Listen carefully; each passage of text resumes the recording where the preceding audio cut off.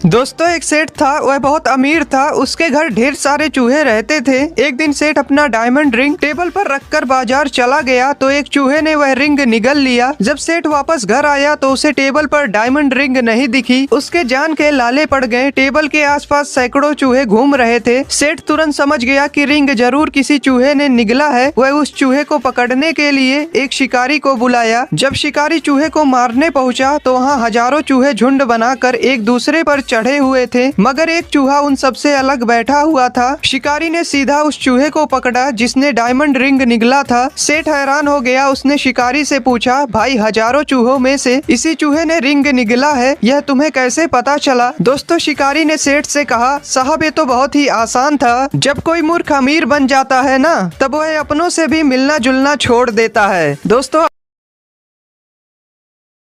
एक सेठ की घड़ी कहीं खो गई। घड़ी बहुत कीमती थी। सेठ किसी तरह उसे वापस पाना चाहता था। उसने घड़ी खोजने का बहुत प्रयास किया पर घड़ी नहीं मिली। वह बहुत परेशान था। उसके घर कुछ बच्चे खेलने के लिए आए। सेठ ने उन बच्चों को बुलाया और कहा, तुम में से जो कोई भी मेरी खोई घड़ी खोज देगा, मैं उसे 200 रुपए इनाम में दूंगा। सभी बच्चे घड़ी खोजने में लग गए। उन्होंने घर का कोना कोना देख डाला पर घड़ी नहीं मिली। बच्चे हार मान चुके थे और सेठ ने भी मान लिया कि घड़ी नहीं मिलेगी। तभी एक लड़का सेठ के पास आया। बोला, अंकल मुझे एक मौका और दीजिए, पर इस बार मैं यह काम अकेले ही करना चाहूंगा।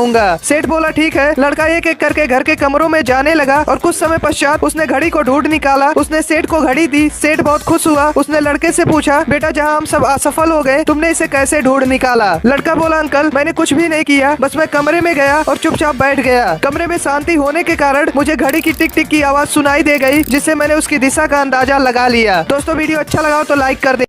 जनवरी ठंड में निकल गया, फरवरी का पता ही नहीं लगा, मार्च में तबीयत खराब थी, अप्रैल कुछ समझ ही नहीं आ रहा, मई जून तो गर्मी में निकल जाएंगे, जुलाई अगस्त बरसात में बह जाएंगे, सितंबर अक्टूबर और नवंबर में मच्छर मारते रह जाएंगे, दिसंबर में वापस ठंड। 2025 कैंसल, 2026 में करेंगे कमबैक। मेरा पुराना कूलर। अरे पापा और कितने साल चलाओगा इस कूलर को? अब तो नया ले लो। तुझे भी तो कितने सालों से चला रहे हैं।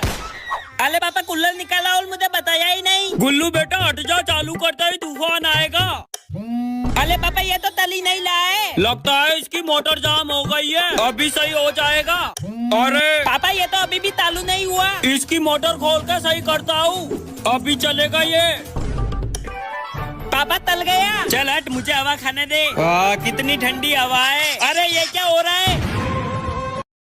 अरे ये कैसा खाना बनाया तुमने? क्यों, क्या हुआ जी? बिल्कुल फीका है, जाकर तीखा बना के लाओ। ये लो जी। मजा नहीं आ रहा है। और तीखा। अब मजा आएगा। लाल कलर डाला था क्या इसमें? तीखा। अब तो मिर्चा भी खत्म हो गई। मम्मी उसमें ये डालो, तूफानी तीखा। ये लो जी। भूख लग रही है, मैंगो खा लेती हूँ। कुछ मीठा खाने का मन कर रहा है, मैंगो खा लेती हूँ। बोर हो रही हूँ, मैंगो खा लेती हूँ। ये टॉप कितना येलो है। ओ इससे याद आया, मैंगो खा लेती हूँ।